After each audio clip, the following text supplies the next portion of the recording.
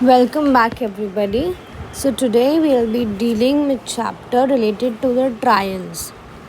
So, chapter 18 talks about the trial before the court of session. Chapter 19 deals with the warrant cases dealt by the magistrate. Chapter 20 deal with the summons cases dealt by the magistrate. And 21 talks about your summary trial. And you must all be aware of the 21A, that is the plea bargaining. So we are not going there, but just we are going through 18, 19, 20 and 21 dealing with the trial. Chapter 18 talks about trial before court of session. 225 से ये start होता है. तो 225 says trial to be conducted by public prosecutor. So in the court of session, before the court of session, trial must be conducted, shall be conducted by the public prosecutor only. 225 है, नहीं आता है question. 226 में आता है opening case of prosecution when the accused person appears or is brought before the court in pursuance of commitment of case. You know court of session original jurisdiction नहीं लेता है, ये आपका कमिटल होके ही आता है. तो 209 में जो कोई कमिटल होगा आपका, उसकी वजह से अक्यूज़ड आ रहा है आपका कोर्ट के ऊपर सामने. द प्रोसिक्यूटर क्या करेगा? पहला काम ओपन करेगा अपना case by describing the charge जो उसके अगेंस्ट है and stating what evidence he proposes to prove the guilt of the accused. So opening statement by the prosecution first step आपकी आती है उसमें ट्रायल में. सेकेंड आपका आता है discharge. Now after the opening statement, what the court would do, that if upon consideration of record, court would consider the record of the case and documents submitted therewith, and after hearing the submissions of the accused, तो second क्या होएगा आपका, accused का submission लिया जाएगा and prosecution in this behalf. consideration हम क्या क्या ले रहे हैं इसकी? consideration हम ले रहे हैं record की. एक सेकेंड रुको. हाँ, कंसिडरेशन हम एक सेकेंड रुको. I have to switch off the net. Consideration ले रहे हैं हम रिकॉर्ड ऑफ द केस की, मतलब सारे डॉक्यूमेंट्स हम ले रहे हैं, सारे रिकॉर्ड जितने भी हैं हम उसको कंसिडर कर रहे हैं. And after hearing the submission, जो हमने अक्यूज़ की सबमिशन सुन भी ली है and prosecution in this behalf, तो जज क्या कंसिडर करेगा? द जज considers that there is not sufficient ground for proceeding against the accused. जज को लगेगा कि does not exist sufficient ground for proceeding against the accused. तो what he will do, he will discharge the accused and record his reasons for doing so. तो second में उसको लगेगा कि नहीं, they are not sufficient grounds, and then he will discharge the accused and record his reasons for doing so. तो benefit of the accused आपने ये देख लिया. बट अगर अपॉन कंसिडरेशन आपने को पता लगा कि नहीं there are grounds, then what he will do, then after such consideration and hearing as aforesaid, जजेस of the opinion that there exist ground for presuming that the accused has committed an offence which. अब देखो अब क्या लग रहा है court of session को, जज है ना, जज ओपिनियन में है कि ग्राउंड है प्रिजम्पशन की कि उसके अगेंस्ट कमिटेड, मतलब ट्रायल चलना चाहिए. अब उसने ऑफेंस करा है कौन सा, which is not exclusively trial by court of session. अब उसको लग रहा है कि exclusively trial by the court of session तो है नहीं. He may frame a charge against the accused. तो वो क्या कर लेगा, चार्ज फ्रेम कर लेगा by order transfer the case for trial to the chief judicial magistrate. ये तीसरा स्टेज आता है. अब तीसरे में भी सब पार्ट्स हैं. देखो पहले में क्या करेगा, पहले वो चेक करेगा कि not exclusively triable by court of session, then he would frame the charge frame करके क्या करेगा, ट्रांसफ़र कर देगा. ये ट्रांसफ़र किसको करेगा, ट्रांसफ़र वो कर देगा CJM को. ठीक है, किसको करेगा, उसके नीचे CJM आता है ना, तो he would transfer to the CJM. Then what will happen, or any other judicial magistrate of the first class direct the accused to appear before the CJM, or as the case may be the judicial magistrate of the first class on such date as he deems fit, and thereupon such magistrate. अब thereupon this magistrate JMFC को भी कर सकता है ये, upon this magistrate ये क्या करेंगे, they will try the offence. अब इनका ये ट्रायल इनका शुरू होगा, ठीक है। In accordance with the procedure for the trial of warrant cases instituted on police report. और कैसे करेंगे ये trial, as cases instituted on PR, ठीक है, इसकी तरह करेंगे जब कोर्ट ऑफ सेशन को लगता है कि नॉट ट्रायबल बाय मी है। दूसरा, वो triable by the court of session ही है तो वो फ्रेम करेगा चार्ज में, he shall frame in writing a charge against the accused. इसमें भी फ्रेम कर रहा है वो चार्ज, इसमें भी वो सब फ्रेम करेगा, ट्रांसफ़र नहीं करेगा। वेयर द जज frames any charge under clause B subsection 1, the charge shall read and explain to the accused and accused shall be asked. जो इसके अंदर उसने फ्रेम करा है तो इसको सुनाएगा and he will be asked weather he pleads guilty और नॉट, और अगर गिल्टी ऑफ द ऑफेंस और क्लेम्स टू बी ट्राइड, अगर ट्राई करना है उसको, मतलब ही वांट्स द ट्रायल, ठीक है। सिंपल था। 228 framing of charge, not a big deal, आपका ये थर्ड वाला स्टेज था। Now coming to 229। अब देखो उसने क्या करा, उसने गिल्टी मान लिया। अब आपने पूछा था ना लास्ट सेक्शन में कि वेदर यू प्लीड गिल्टी और not, so he said yes I am guilty and I don't want to be tried. तो 229 में कन्विक्शन मिल जाएगी। तो if the accused pleads guilty the जज shall record the plea and may in his discretion convict thereupon now. नाउ इसकी discretion पे है ये, ठीक है, इन हिज डिस्क्रिशन कन्विक्ट कर सकता है अगर वो प्लीड करे गिल्टी। ये आपका फोर्थ स्टेज था। फिर आते हैं but he does not plead guilty. तो आगे चलेंगे हम, आगे क्या चलेंगे 230 में एविडेंस की तरफ चलेंगे। Date for prosecution evidence. If the accused refuses to plead or does not plead or claim to be tried, तो रिफ्यूज़ करता है, डज़ नॉट करता है या क्लेम करता है कि मेरा ट्रायल हो और इज़ नॉट कन्विक्टेड अंडर 229, और 229 के अंदर भी कन्विक्शन नहीं हुई है, तो जज क्या करेगा, एक फिक्स डेट करेगा for the examination of witnesses and may on the application of the prosecution. और एप्लीकेशन किसकी, प्रोसिक्यूशन की, इशू करेगा कोई भी process for compelling attendance of any witness और प्रोडक्शन ऑफ एनी डॉक्यूमेंट और थिंग। मतलब इसमें आपके संबंध और वारंट जा सकते हैं। 230 में हमारा जो एविडेंस की स्टेज है वो आपकी शुरू हो गई। ट्रायल की स्टेज आपकी 228 से शुरू हुई है, यहाँ से आपकी ट्रायल की स्टेज शुरू हुई है, ठीक है। ये डिस्चार्ज आपका प्री ट्रायल ही हो रहा है ये, ठीक है, जस्ट ओपनिंग केस में ही आपका ये सुलटर है। 228 के बाद आपकी ट्रायल प्रोसीडिंग है and then 229 is just conviction on the plea of guilty. ये PYP का आपका इंडेक्स बेस्ड क्वेश्चन है। एविडेंस जब से शुरू हो रहा है, एविडेंस की स्टेज आती है 230 से शुरू हो रही है ये, ठीक है। अब आपने यहाँ पे क्या कर लिया था, प्रोसेस इशू कर दिया था, तो 231 में क्या करोगे, आप एविडेंस दोगे। तो ऑन द डेट जो आपने फिक्स करी थी, यहाँ पे देखो, यहाँ पे फिक्स हुई थी डेट, तो in the date so fix the जज शैल proceed to take all such evidence as it may be produce in support of the prosecution. The जज में इन his discretion permit the cross examination.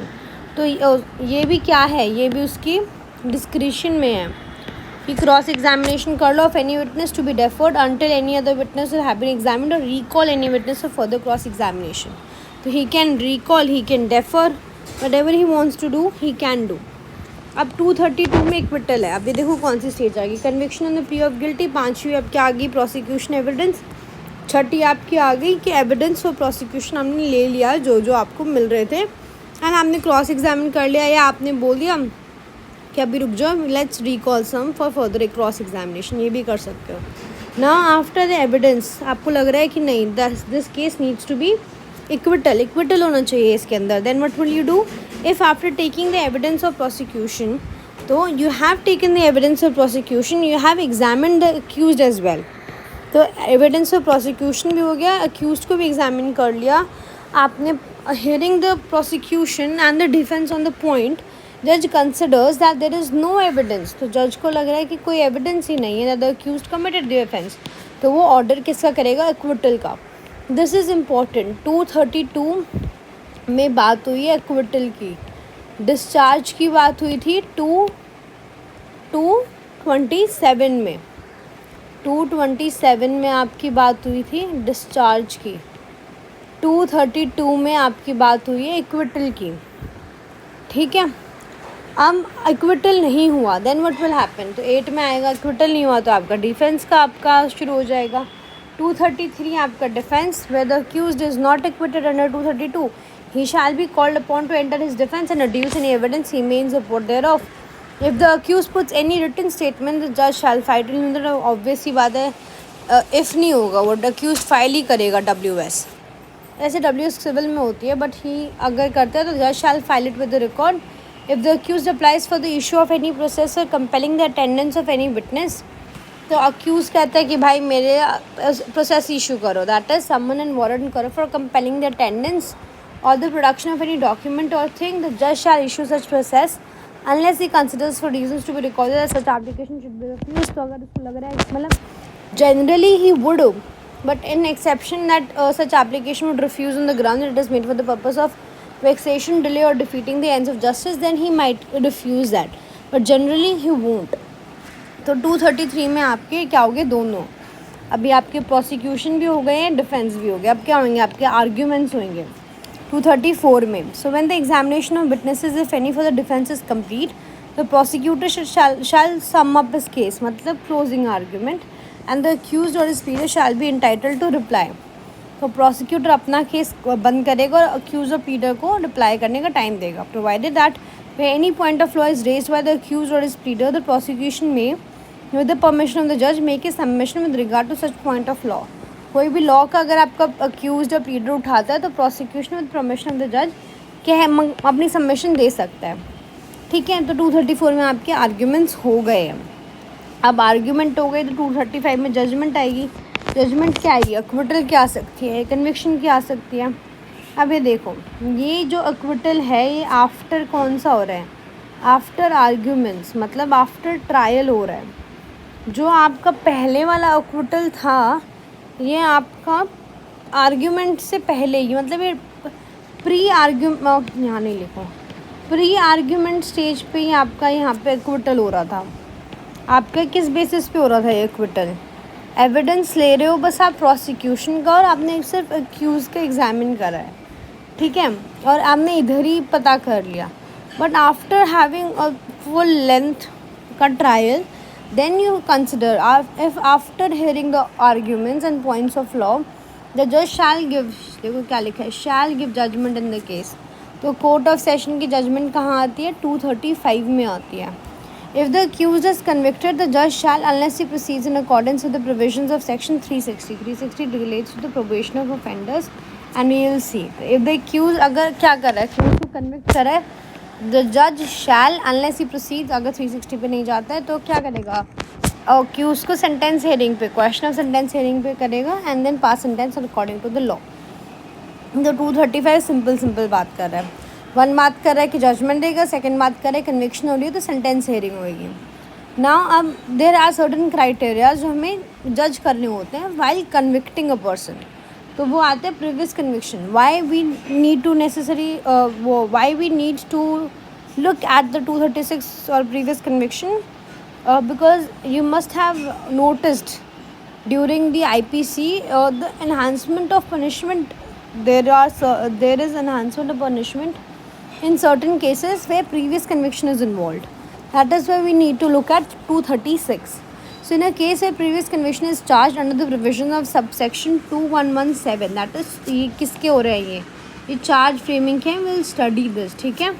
The accused does not admit and he does not admit that he has been previously convicted as alleged in the charge, the judge may after, तो देखो during the trial the accused has not admitted that he has been previously convicted, but जज की जो charge थे वो 2117 में the जज knew after, पहले ही knew but he didn't make that a point during the trial, but after he has convicted and उसको बताया that the said accused was under 229 और 235, then he can take evidence in respect of alleged previous conviction shall record the finding there on.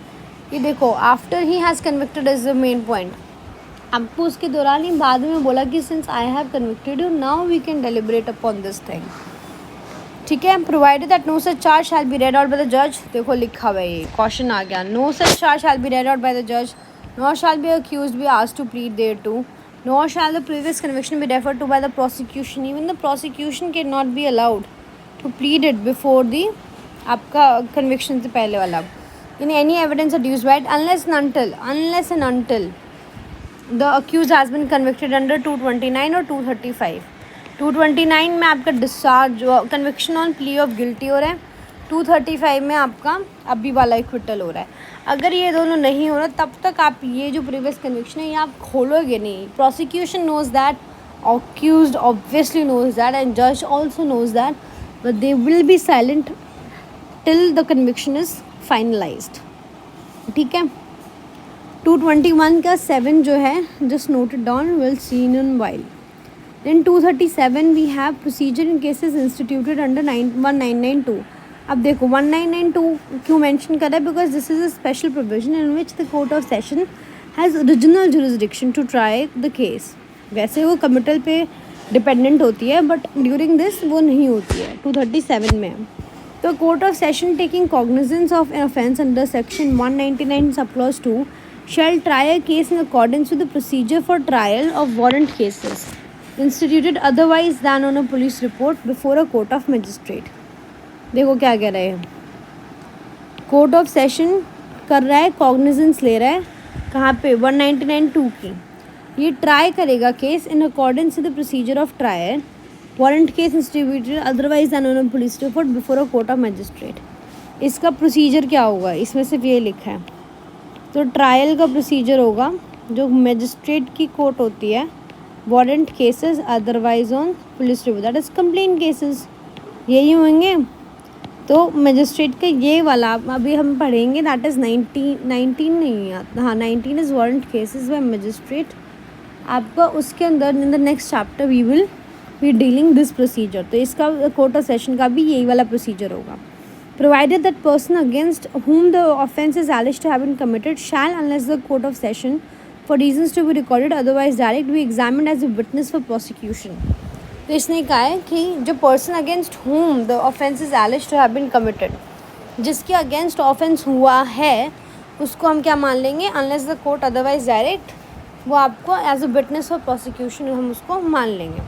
Next, every trial under this section shall be held in camera. तो इसने क्या है, जो भी आपका होगा that will be held in camera if either party direct so desires और if the court thinks fit to do सो।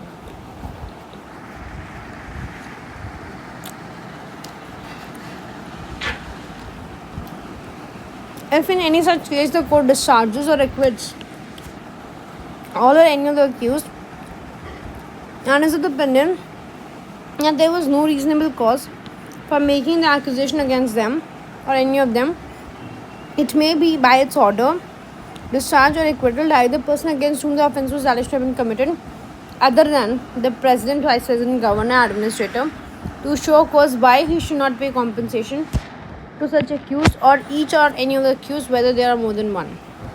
देखो इसमें क्या हुआ, अक्यूज़ को इन्होंने नॉट गिल्टी बता दिया, ठीक है, not guilty that is discharge कर दिया या एक्विट कर दिया। तो ये कह रहा है कि भाई इसको compensation that you have to give, you have false charge आपने लगाया है तो you have to give compensation and you have to show cause why he should not be allowed to pay compensation. But ये जो इंसान है, अगर ये प्रेसिडेंट है, वीपी है या एडमिनिस्ट्रेटर ऑफ यूटी है तो इस पे लागू नहीं होता है। बाकी सबको कॉम्पनसेशन देनी पड़ेगी अक्यूज्ड को अगर द कोर्ट डिस्चार्जेस और एक्विट्स दैट, ठीक है। The court shall record and consider any cause which may be shown by the person so directed and if it is satisfied that there was no reasonable cause for making the accusation. कोई reasonable cause था ही नहीं जो आपने accusation करा है। It may for reasons to be recorded make an order that compensation of such amount not exceeding 1000 rupees. बताओ compensation कितने की दे रहे हैं हम, डेफेमेशन की है ये 1000 रुपीज़ दे रहे हैं हम। Compensation not exceeding 1000 as it may determine be paid by such person the accuser each one of them. तो ये क्यों ही मतलब 1000 रुपये के लिए कोई क्या ही करेगा, ये कॉम्पनसेशन है, ठीक है। Compensation awarded under sub section 4 shall be recovered. कैसे फाइन, एज अ फाइन की तरह आप इम्पोज जैसे मजिस्ट्रेट ने करा वैसे आप इसको रिकवरी करोगे। Next, no person who has directed to pay compensation under 4 shall by reason of such order be exempted from any civil or criminal liability in respect of the complaint made under this section। तो इसने कहा compensation दे दी है, इसका ये मतलब नहीं है कि that you are exempted from any like false का आपका काम वो और सेक्शंस में आपको पनिश किया जा सकता है तो आपको किया जाएगा। कॉम्पनसेशन से आपको इम्यूनिटी नहीं मिल गई है। Next, provided that any amount paid to an accused person under this section shall be taken in account in awarding compensation to any person subsequent civil suit relating to the same matter. तो इसने कहा है कि अभी जितनी amount दिया है that would be considered, अगर आपका बाद में सिविल या क्रिमिनल लायबिलिटी में पैसा लगता है तो माइनस कर देंगे। The person has been ordered under section 4 to pay compensation में appeal from order, that is an appealable order. जब हम अपील्स करेंगे देन आई टोल्ड यू कि जो अपील वाला chapter that is not exhaustive, her section में खुद की अपील दे रखे हैं। One such example is here, ठीक है। तो आपकी 4 की अपील किस में जाती है, 7 में जाती है।